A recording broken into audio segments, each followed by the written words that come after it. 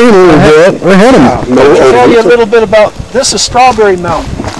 There used to be a fire lookout up here, and it was removed in the late 30s because of the elevation. Everything below us was usually covered with ground fog, so the lookout had difficulty seeing forest fires right nearby him. He could spot them hundreds of miles away, but his effectiveness for a local area lookout was compromised by the weather. So they decided to remove this lookout.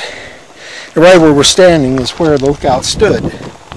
You can see shards of glass here and there from the window panes.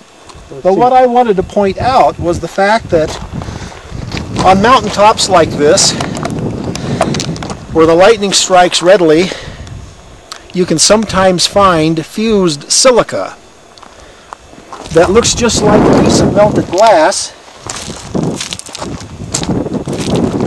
Sometimes you'll find a little burrow into the ground where the lightning bolt exited. Maybe 1 million amperes of current, maybe 10,000 amperes of current at 100 million volts. Wow. Exits the ground, and in so doing creates so much heat in just a few microseconds. It fuses the silica in the soil, and you'll get what looks like little kernels of glass. Wow. And I've seen them here on the top of Strawberry before. There's a mountain in the Cascades south of Bend called Mount Thielsen, and it's referred to as the lightning rod of the Cascades. It receives so many lightning bolts every year, so powerful that people purposefully climb up to the top to find these silica ingots that are generated when a lightning bolt strikes.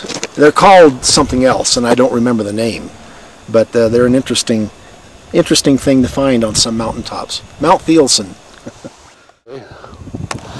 Well, we're gonna quit filming here at the top of the hill and